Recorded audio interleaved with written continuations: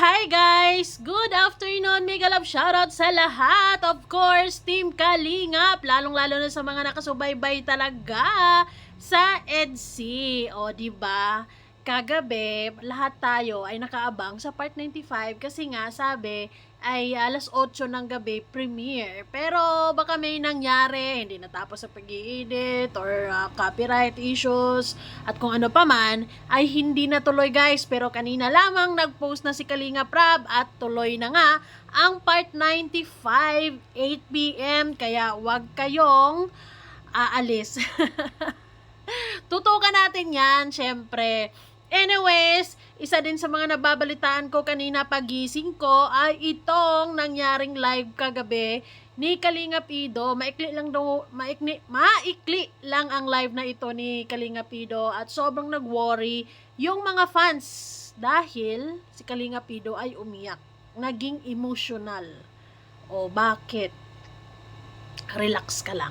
Pero syempre bago ang lahat, don't forget to support and subscribe Kuya Val Santos Matubang at Aid na Vlog, Kalinga Prab at sa lahat ng Team Kalingap. Syempre guys, salamat sa support at pagmamahal nyo sa aming mga Kalingap reactors. So ayun, sobrang nagulat naman ako dahil hindi ko nga nabutan itong live ni Kalinga Pido kagabi kasi maikli nga lang. So pag ano ko tapos na, and then ayun, bala ko ngang i-replay and then natulog na nga din ako kasi napagod din ako kahapon.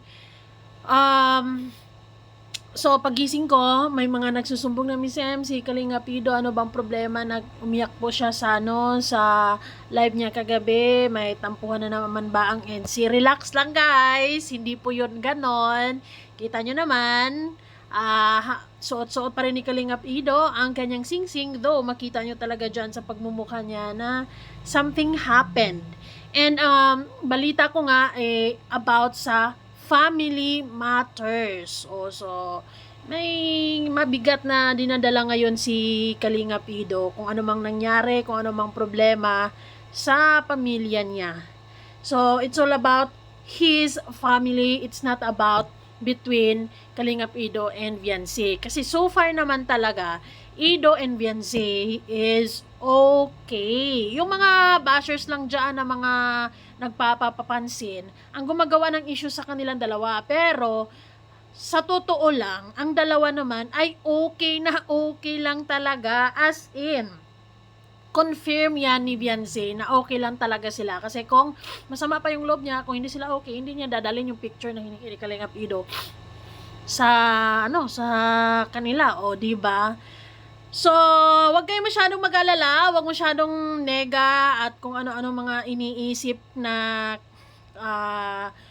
baka kung ano na naman ang mangyari sa EDC. Hindi po ganon, wala pong ganon. Talagang hindi rin ako totally sure what's really going on about kay Kalinga Pido. Basta family matters.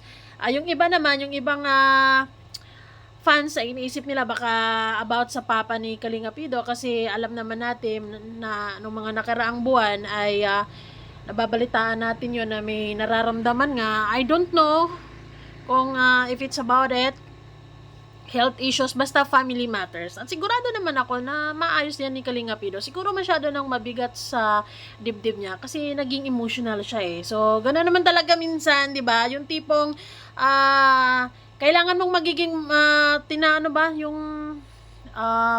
yung kailangan, yung naging yung, matatag ka dapat, pero, syempre, nag-live siya, so baka may nangamusta, ganon, or kung ano man, may mga komento na nabasa siya, na baka na-trigger din siya. So maybe, yun yung nangyari din, na na-trigger din yung emotion niya, at naiyak na nga siya. So tulad na lang ng mga comments na ganito, sobrang mga nag-aalala guys. Yun.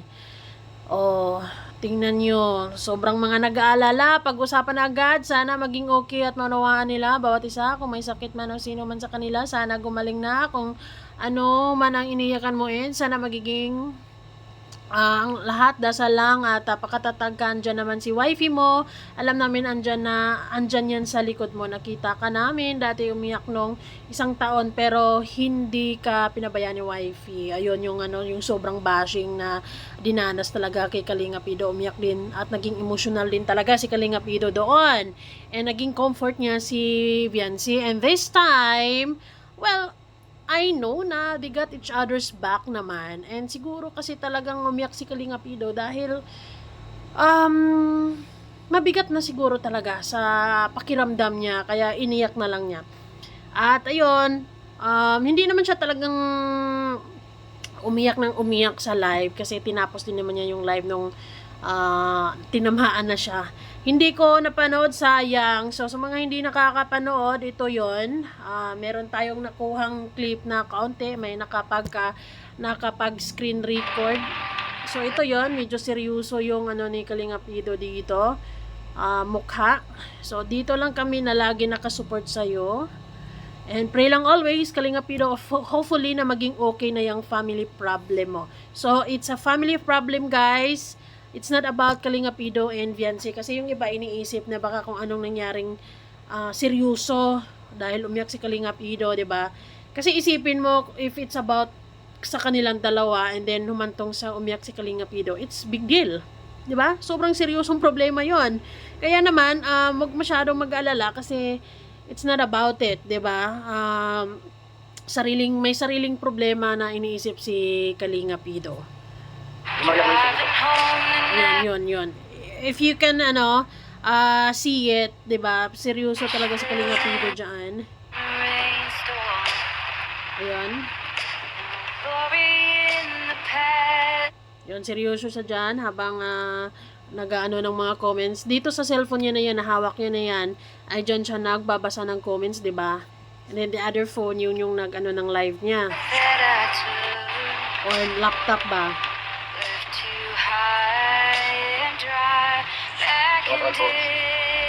Kami sa bagong rules. Ayun. So, kung mapapansin nyo din talaga, si Kalinga Pido dyan, parang, talaga siya, parang, malungkot na, yun, seryoso Kasi kung mapapansin nyo, yung mga nakaraang live niya dyan, lalo na sa bagong room niya na yan, is, ang kulit-kulit niya, ang ingay niya, he is so happy, and then, unlike dito, na seryoso siya dyan, at nakikita niya sa mukha, malungkot.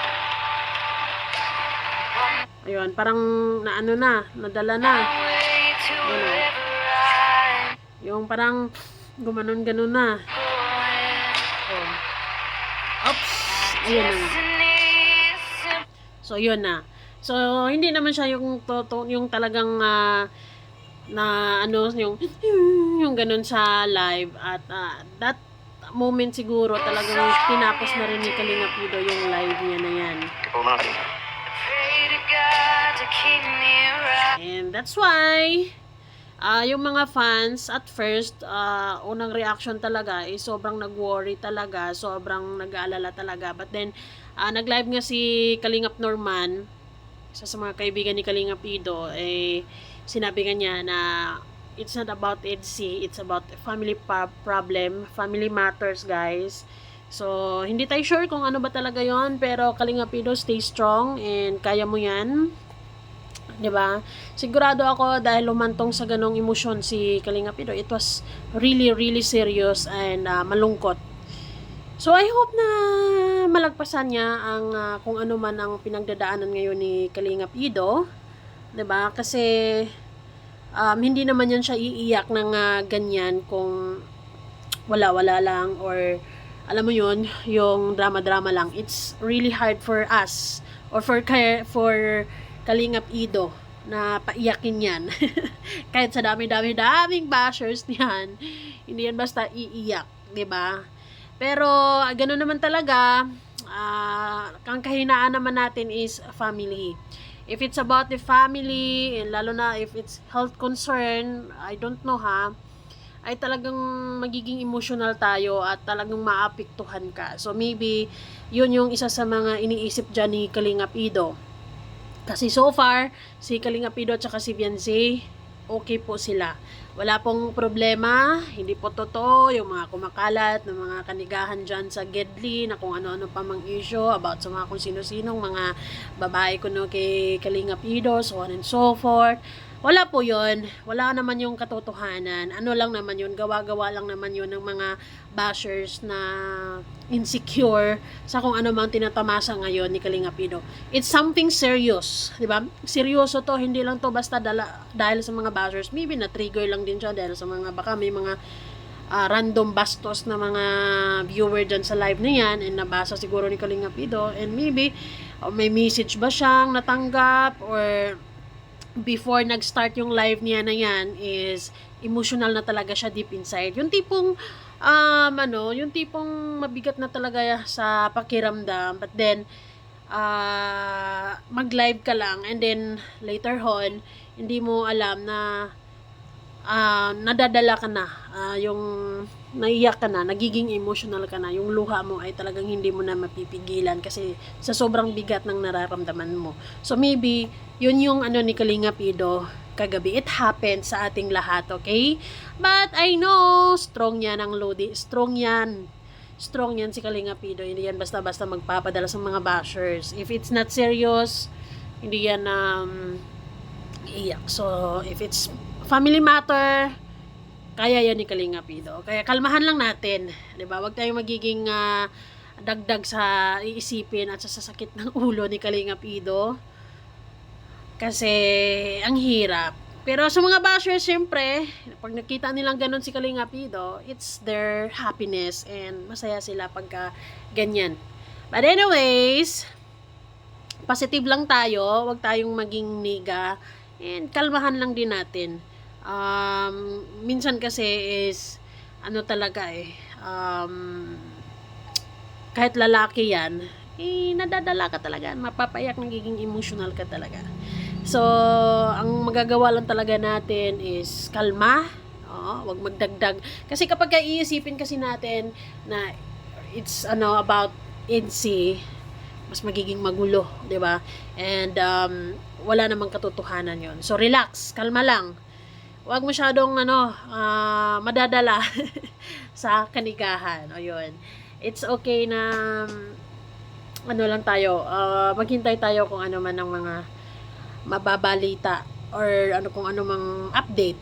Maybe mag-live si Kalinga Pido mamaya after ng premiere. Thank you so much, guys. Babush.